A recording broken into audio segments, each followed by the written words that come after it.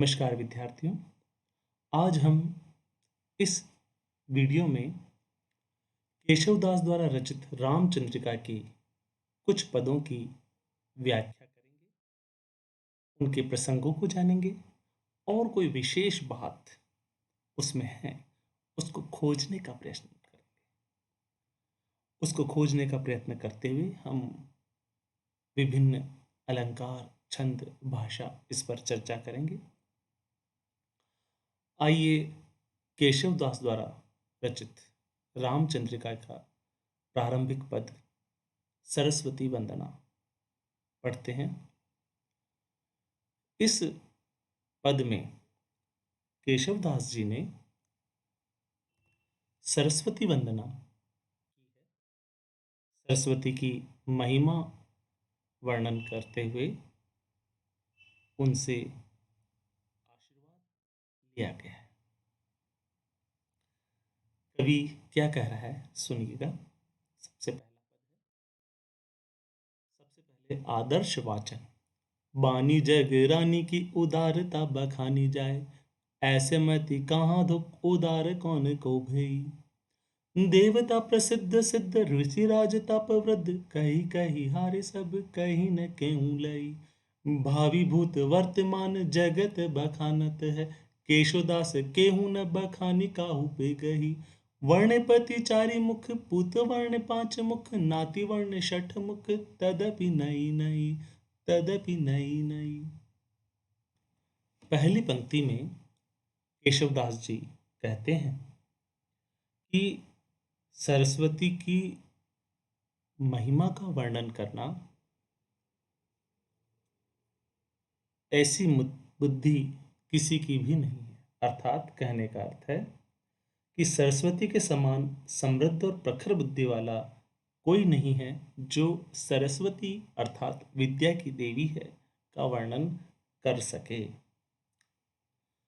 साधारण व्यक्ति तो कर ही नहीं सकता। यह भावार्थ आ रहा है। देवता प्रसिद्ध सिद्ध ऋषिराज तपव्रत, कही कही हारे सब कही न केहू लई। ये सो जो देवता प्रसिद्ध ये सब कह कह के हार गए हैं। अर्थात इन्होंने जो गुणगान किया है फिर भी सरस्वती की महिमा का वर्णन पूरा नहीं हुआ है। अगली पंक्ति में है कि भावी भूत वर्तमान जगत बखानत है।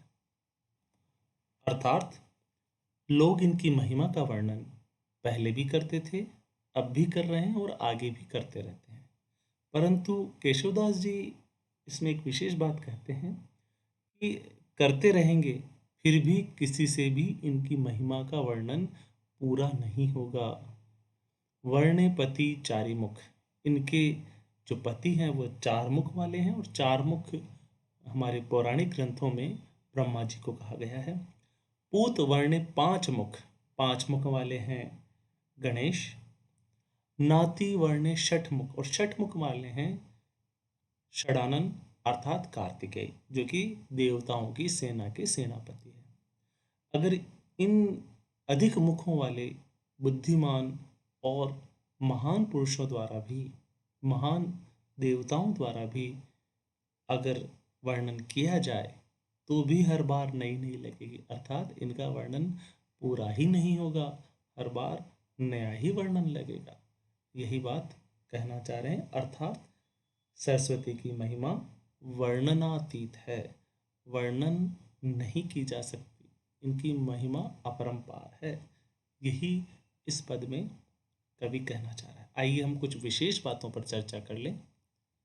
सबसे पहली बात है बानी जगरानी की उदारता बखानी जाए। बै का प्रयोग अनुप्रास अलंकार पहली पंक्ति में, ये आपकी स्क्रीन पर दिखिए।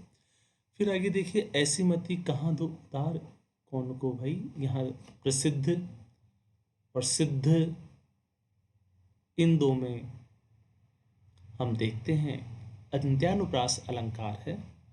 कही कही हारे, कह कह कर हार गए, अर्थात बहुत ज्यादा वर्णन किया गया है, इसलिए इसमें विप्सा अलंकार है। कहीं कहीं पुनरुक्ति प्रकाश अलंकार होता, परंतु उससे भावार्थ या भाव अतिरेक बनता है तो विप्सा अलंकार में वह बदल जाता है। कहीं न केहूं कै का प्रयोग अनुप्रास अलंकार। भावी भूत भय भय का प्रयोग अनुप्रास अलंकार। जगत बखानत, यहाँ देखिए आप, अंत्य अनुप्रास अलंकार, ये भी अनुप्रास अलंकार का एक प्रकार। इसी तरह से हम और आगे देखें, केहू काहू केशोदास अनुप्रास अलंकार। वर्णे पति, वर्णे वर्णे और नई नई। तो देखिए वर्णे वर्णे का अर्थ यहाँ पर समान है और समान अर्थ परंतु अन्वय अलग अलग, इसलिए इसमें लाटानुप्रास अलंकार है। और नई नई यहाँ देखिए पुनरुक्ति हुई है, परंतु नई नई का कहने का अर्थ है कि हर बार पुनरावृत्ति नहीं होती है, अर्थात भावातिरेक है, इसलिए इसमें विप्सा अलंकार है। इस प्रकार हमने अलंकारों को पढ़ा।